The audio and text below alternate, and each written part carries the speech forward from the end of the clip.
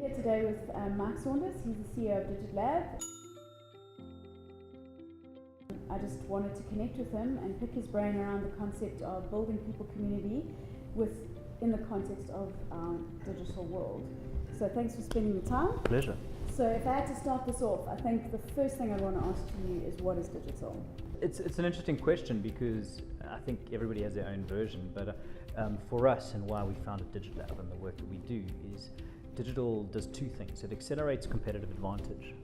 That's the biggest thing that technology has done for our society and for business over the last sort of 20 or 30 years. But on top of that though, because of the prolific nature and almost the redundancy of technology now, we've just connected so many people together that it become digital for me is more a conversation around people than it is around technology. For us, digital is that. It's the study of how people connect inside technological realms. I don't think it's going to impact. I think it has already, and I think the one particular area that's so evident is who controls the voice of the business. You've got this young millennial generation coming in who are digital natives, but I think there are two things that we normally speak about, and the one is access. So how do they access information and how do they access people?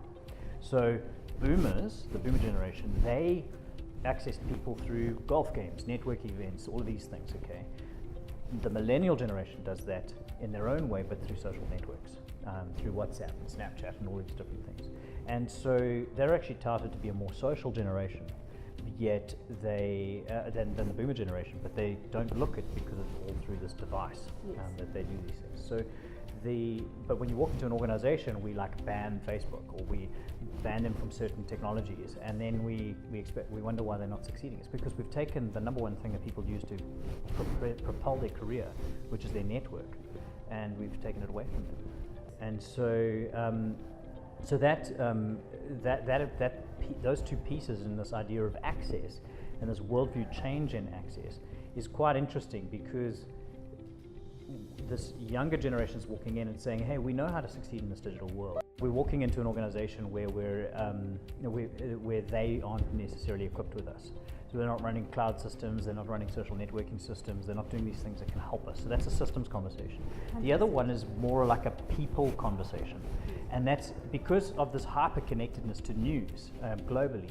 It's not unheard of for a young girl in South Africa, Durban, to look and understand the plight of a young person sitting in South Korea, or to understand the plight of the polar bear, and to see these things. So because they're hyper-connectedness to news, they're looking at all of this stuff and saying, "Jeez, this previous generation, they've actually messed up," and so there's this cynicism that's being born out of this, that this generation is walking into our business with, where they're going, "I want to work here, but I'm not completely convinced you've got it all taped." So when you tell me I should be working 18 hours days to like knock us out, I watched my dad do that, and he's like on a second marriage now, and I don't have a great relationship with him because he didn't have enough time for me.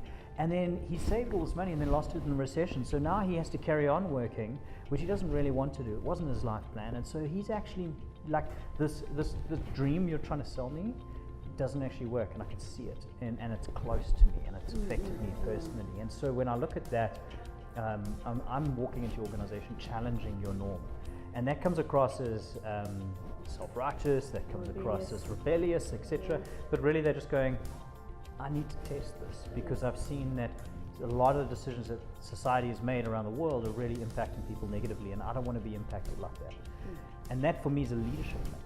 So that's about how do you communicate, how do you bring things together, how do you build the team up, how do you show them that common vision. And then I suppose with the cynicism also comes a social conscience. Yeah. So it's around the fact of, from an HR or a leadership perspective, it's rather, how do we cater for the fact that they're cynical, and how can we win them over with the real? Yeah. And then how can we allow them to be the we instead of the I? That's it. And work at that. Yeah. Which leads me to this thing. Do you feel that digital can facilitate authentic connection? Yeah, it is difficult. So I think, my quick answer would be yes, it can facilitate authentic connection. I'll premise it with this idea, though, that if you think about how much fake news is out there at the moment, and will be out there continuously, we often say to people, in a world of fake news, there's truth becomes a prize. And so what we want to try and come to grips with is this idea that if truth is a prize, then how do we find a way to kind of make sure that people see this authenticity? Yes. So for me, I just think that this analogy of, like, if you're in a room full of people who don't like you, the one that likes you is the one you gravitate to. Yes. In a world full of fake news, anyone who's telling the truth, who's raw and honest, you're going to start gravitating to, Yes. because that's your prize. Yes. So it doesn't need to be pretty anymore, but I think the reality of the situation and the truth of it, and the honesty that sits within that, is going to become a really big treasure in a digital community, because it's going to become more and more rare.